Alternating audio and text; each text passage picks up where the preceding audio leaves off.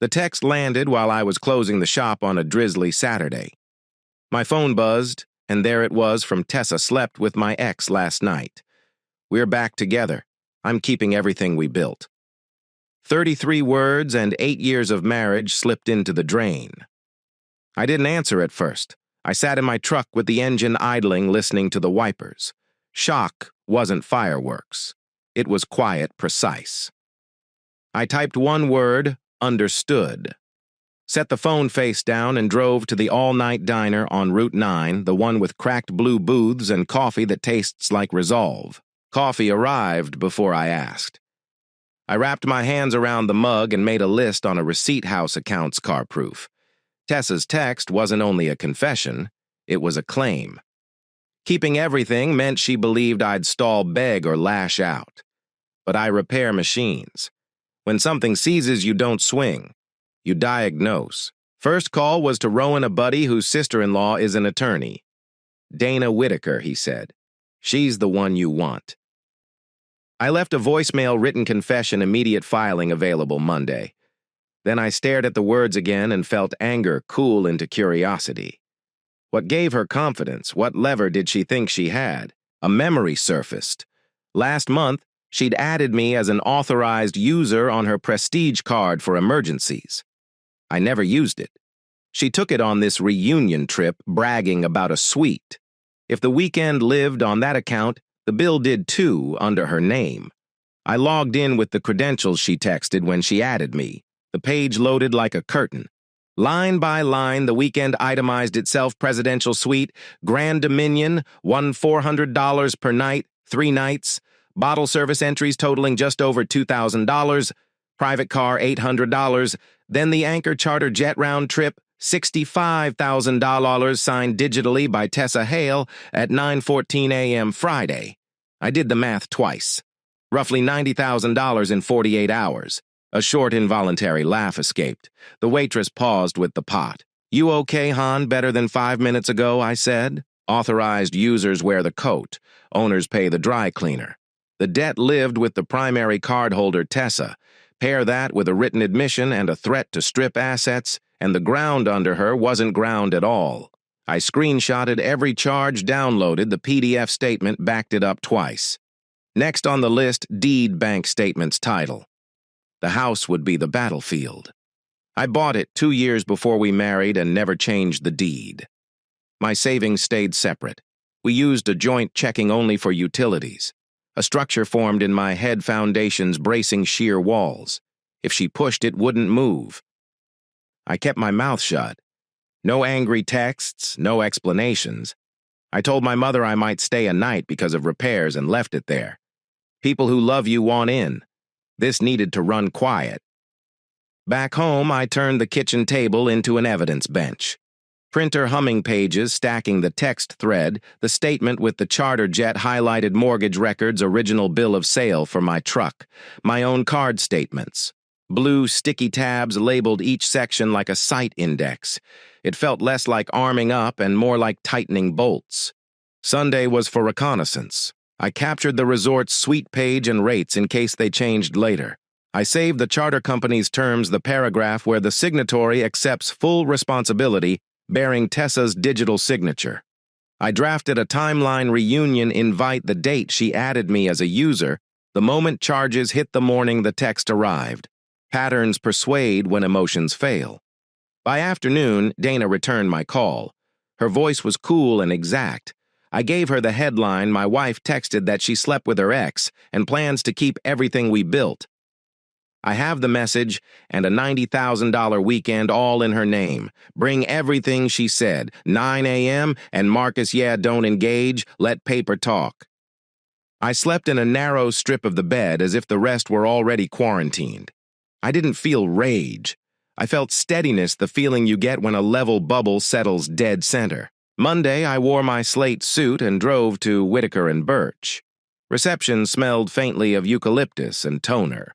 Dana was younger than I expected, steel-rimmed glasses, posture like a metronome.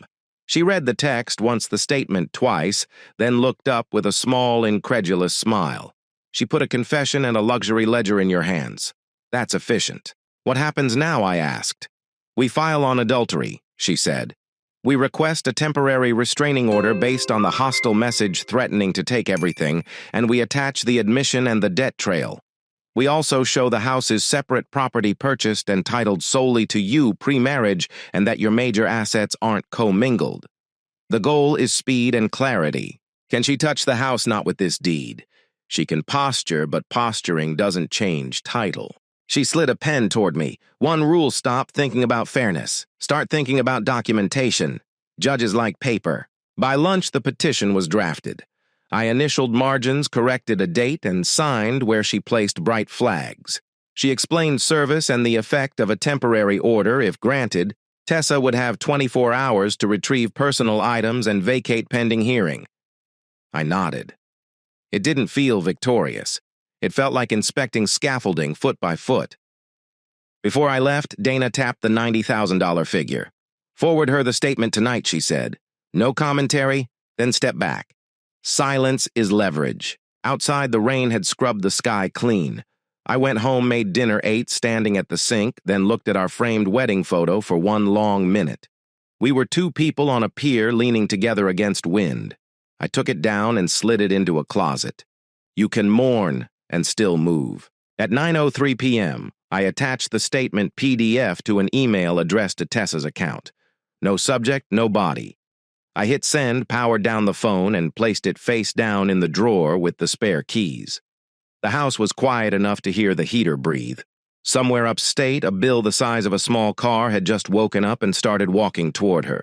I turned off the kitchen light and let the dark hold steady. In the morning, I'd meet Dana at 9 sign serve and wait. Calm before the knock, before movement, paperwork turning into action. Tuesday morning, the world felt unnaturally still. I woke before sunrise, brewed coffee, and waited. The email with the $90,000 credit statement had been sent the night before, no message, just numbers. She hadn't replied. That silence told me enough. At 9:00 a.m., I was in Dana's office. She handed me a document stamped and signed. The judge approved it, she said. Temporary restraining order effective immediately. She's required to vacate within 24 hours of being served. I stared at the bold heading order of protection and vacate. My name in black ink, her name underneath. It felt final. She'll be served tomorrow morning, Dana continued. Be home when it happens, but don't engage. She'll try to talk her way out. Let the paper do the talking. I nodded, understood. That afternoon, I boxed up a few personal items of hers, photo album, jewelry, things that might actually matter. I wasn't being kind, I was being efficient. The rest, designer clothes, perfume bottles, half-read self-help books, stayed exactly where they were. I made dinner for one and left my phone on silent. At 8:30, I forwarded her the official order with a short note, "You'll be served tomorrow morning. Please cooperate." Her responses came fast. "You can't be serious. You're overreacting. We need to talk right now." I didn't reply. By morning, I was ready. I took the day off work, sat at the kitchen table with a mug of black coffee, and waited. At 9:20, her car rolled into the driveway, top-down luggage in the back seat. She looked like she'd come from a spa, not from wrecking her marriage. "Marcus," she said, stepping through the door without knocking. "We need to talk." I nodded toward the envelope on the counter. "Start with that." She frowned, opened it, and scanned the first page. I saw her expression shift, confident, then confused, then pale. "What is this?" "Court order," I said evenly. "You have 24 hours to collect your things." "You can't do this," she snapped. "This is my house, too." "It's not," I said. "Check the deed. I bought it before we married." "That doesn't matter. We're married, it's half mine." "We're married." The divorce petition was filed Monday. She laughed nervously. "You're bluffing." "Read the second page," I said. Her eyes darted. The color drained completely. "You actually filed." "Correct." For a moment, she tried changing tone. "Marcus, please. I made a mistake. I wasn't thinking. We can fix this." "I didn't move." "No." "What do you mean, no?" "You're really ending everything over one stupid weekend? You didn't trip and fall into another man's arms, Tessa. You planned it. You texted it to me." Her voice hardened. "Then I'll get my own lawyer. I'll take half of everything. The house, your savings." I unlocked my phone, opened her message, and turned the screen toward her. "This one slept with my ex last night. We're back together. I'm keeping everything we built." That's not leverage. That's evidence. She froze. "Oh, I added check your email. You'll find something interesting." I watched her unlock her phone. Her eyes flicked back and forth as the numbers sank in. $90,000. This can't be real. "It's real," I said. "Every charge under your name. Sweet champagne private jet, all yours. You were an authorized user." "Authorized," I said, "not liable. You're the primary account holder. You own that debt." She sat down, slowly whispering, "You're enjoying this." "I'm not. I'm just finished being disrespected." Right on cue, there was a knock at the door. 2 uniformed officers stepped in. Mrs. Hale, the older one, asked, "We're here to serve a court order." She blinked, tears welling. "You're kidding." "I wish I were," I said. They handed her the papers, explained the terms, and asked if she understood. She nodded silently. When they left, she looked at me, eyes red. "I loved you." I shook my head. "You loved the life. There's a difference." "That's not fair." "Neither is cheating and trying to steal someone's house." Her lip trembled. "You'll regret this." "Maybe," I said, "but not today." She grabbed her bag and went upstairs. For the next hour, I heard drawers opening, suitcases, zipping, the sound of her pacing. At one point, she called someone, probably the ex, but her voice cracked halfway through. By noon, she came down with 2 suitcases and a forced calm. "Where am I supposed to go?" "That's not my problem anymore." "Marcus, please," she said, her tone breaking. "I made a mistake." "No, you made a choice. Big difference." When she finally left the door shut harder than she meant it to, I waited until her car pulled away before exhaling. The silence that followed felt solid, almost physical. I gathered the paperwork into a neat stack, slid it into the drawer, and walked room to room. For the first time in years, every corner felt like mine. No tension, no walking on eggshells, no guessing moods. I brewed another cup of coffee, stood by the window, and watched the wind shift through the maple tree. I'd expected guilt or maybe sadness, but what came was clarity. At 4 p.m., Dana texted she's officially served. "Everything's on record. Nice work staying calm." I typed back, "She's gone." Her reply came quick. "Good. Let's keep it that way." I set the phone down and looked around the quiet kitchen, the same space that used to echo with slammed cabinet doors and small criticisms. Now it held only the sound of the clock. That night I slept better than I had in years. No noise, no fights, no waiting for another argument to start. Just quiet. It wasn't revenge. Not yet. It was the first step toward peace. 3 days after she left, my phone started lighting up with unknown numbers. I didn't need to guess who was behind them. Dana confirmed it within an hour. Tessa had already hired her own attorney and filed a counter-petition claiming emotional distress and financial instability. "She's asking for alimony," Dana said, almost amused. "Claims she was financially dependent on you." I laughed under my breath. Dependent. She quit her job to find herself. She spent the savings she did have on luxury yoga retreats.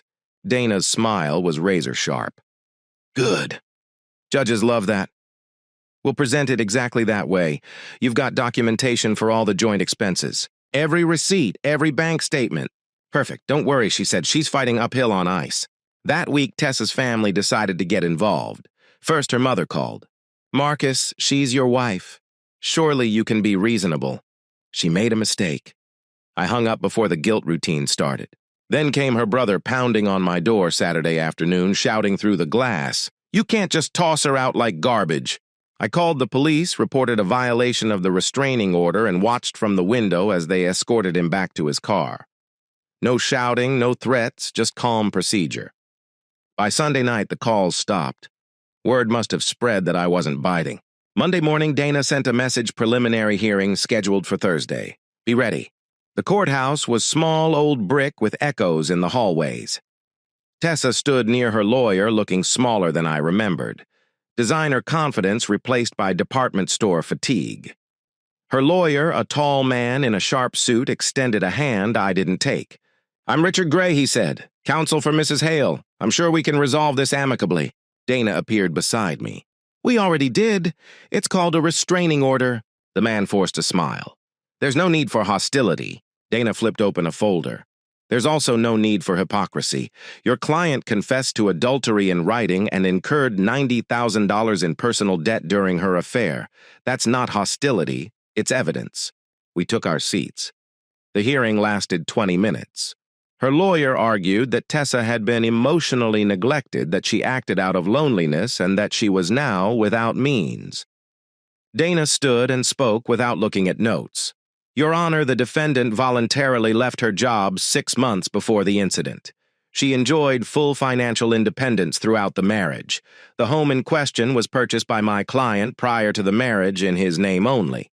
Furthermore, she admitted infidelity via text message and incurred substantial debt celebrating said infidelity. We've attached the documentation. The judge, a gray-haired woman with sharp eyes, flipped through the papers in silence. Then she looked up. Motion for temporary support is denied. The defendant's financial hardship is of her own making. This court will not reward self-inflicted misfortune. Gavel, done. Tessa's shoulders slumped. Her lawyer leaned toward her, whispering something that made her flinch. Dana gave me a small nod. Outside, Tessa tried to approach me. Marcus, please. Dana stepped between us. The restraining order remains in effect. Step back. Tessa's voice cracked. I just want to talk. Then talk to your attorney, Dana said. He can talk to me. We left her standing on the courthouse steps. That night I cooked steak, opened a bottle of wine, and sat in my silent kitchen. No arguments, no half-hearted apologies, no tension curling in the air. Just peace and the steady hum of the refrigerator. Dana called around 8. She's rattled, she said. Her attorney knows she's cornered. Expect a settlement offer soon. What kind of offer? Usually they start by asking for money in exchange for silence. She might try to guilt you into paying part of the debt. I smiled faintly. She'll be waiting a long time. By Wednesday, the first attempt arrived an email from her lawyer suggesting we avoid costly litigation if I agreed to pay $25,000 toward the credit card balance. Dana forwarded it to me with one line, your call. My reply was 3 words, absolutely not. Proceed. She called within minutes. I thought you'd say that she said a trace of admiration in her voice. I'll respond accordingly. 2 days later, another knock at my door. This time, not the police delivery. A certified letter. I signed for it, opened it, and laughed quietly. A second settlement proposal. This one dropped the demand to $15,000. Attached was a short note in Tessa's handwriting. Please, I can't handle this alone. Just help me one last time. I folded the letter neatly and fed it into the shredder. Friday evening, Dana called again. She's desperate, she said. Her credit card company has started collections. If she defaults, they'll sue. Then they'll sue, I said. You're certain you don't want to offer anything, even just to end it faster? I'm done cleaning up her messes, I said. The day I start paying for her mistakes again is the day I learn nothing. Dana chuckled softly. Remind me never to get on your bad side. That weekend, I finally exhaled. I went to the gym, grabbed dinner with an old friend, came home to a house that felt entirely mine. No noise, no drama, no guilt. On Sunday night, a new email arrived from an unknown address. I opened it out of habit. I know I messed up. Please stop being cruel. You're ruining my life. I stared at it for a long moment, then typed a single word, consequences. Then I hit send and deleted the thread. For the first time in months, I slept through the night without waking. Outside, the city was quiet. Inside, so was I. She'd chosen deceit. I'd chosen documentation. And in the end, that made all the difference. By early March, the silence between us had become its own kind of communication. She'd stopped calling for a week, which I assumed meant her lawyer had told her the truth. She had no leverage left. But people like Tessa don't vanish quietly. Monday morning, Dana called with a tone I'd come to recognize. She's making noise again, she said. Filed a complaint claiming you emotionally manipulated her into debt. We'll squash it, but be prepared, it's desperation season. I almost laughed. Manipulated her, I didn't even know she was on a jet until the receipts came in. Exactly. It's a Hail Mary move, Dana said. Judges see through it. I thanked her and hung up, but a familiar unease lingered. People who are cornered don't act logically, they act loudly. That Thursday, my boss called me into his office. Marcus, just a heads up, he said carefully. Someone called asking about your employment. Wouldn't leave a name, said they needed confirmation for legal reasons. I exhaled. It's my ex. He nodded slowly. Thought so. Don't worry, HR flagged the number. You're covered.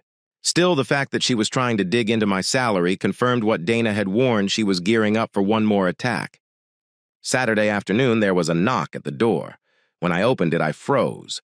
Tessa's mother stood there holding a casserole dish like this was some suburban peace offering. "Mrs. Hale," I said evenly, "you shouldn't be here." "Marcus," she said softly, "you've made your point. She's struggling. You were married for 8 years.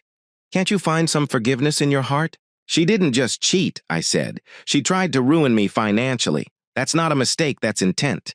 "She's my daughter," she whispered. "And she's an adult," I replied. "One who's now learning what choices cost." I stepped back and gestured toward the porch. "You need to leave." She hesitated, eyes glistening. "You've changed. I've stopped being convenient." I closed the door gently but firmly. Monday, Dana emailed hearing scheduled for next week. She's claiming financial hardship, wants temporary spousal support reinstated. When I walked into court, I already knew how it would end, but I wanted to hear her try. Tessa looked drained. Her once polished appearance had dulled faded clothes, unsteady hands, dark circles under her eyes. Her lawyer did the talking. "Your Honor," he began, "my client has been left destitute through no fault of her own. She requires immediate assistance to maintain a basic standard of living." Dana stood smoothly. "Your Honor, my client owes no such support. The defendant's current financial condition is entirely self-inflicted. She voluntarily quit her job months before this divorce, then incurred nearly $90,000 in personal debt during an adulterous trip. We've included receipts, bank records, and her written admission."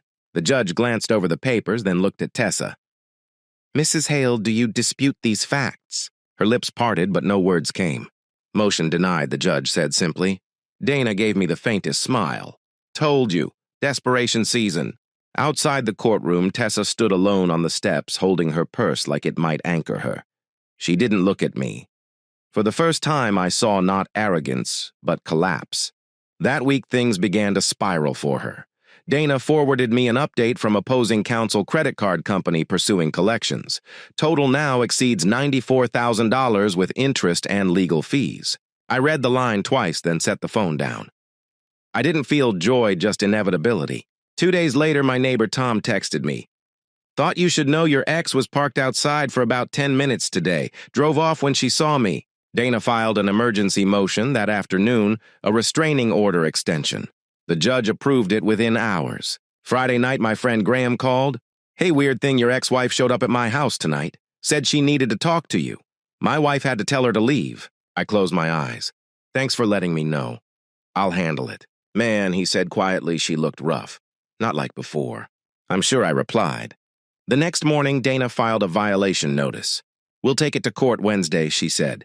"After this, one more infraction and she'll face arrest." The hearing was brief. The judge flipped through the stack of report security footage from my office building, Graham's written statement, timestamps from the attempted contact. "Mrs. Hale," the judge said, voice clipped, "do you understand what a restraining order means?" "I just wanted to talk to him," she said, eyes wet. "That is exactly what you are forbidden to do," he replied. "This order exists because of your behavior. You've now violated it twice. The court is extending the order for 6 more months. Any further violation will result in immediate arrest." She nodded, trembling. When it was over, Dana leaned toward me. "She's done fighting. You can see it." "Good," I said quietly. "Let's finish this." 2 days later, Dana called again. "She's ready to settle," she said. "No alimony, no property claims. She keeps her debt. You keep everything else. She just wants it over." I sat in silence for a few seconds. 8 years of marriage ending not with shouting, but with surrender. "Fine," I said. "Draw it up." "Are you sure?" Dana asked. "We can still push for damages." "No," I said. "Let her carry what she built." That night, I sat on the porch as the rain fell soft against the railings.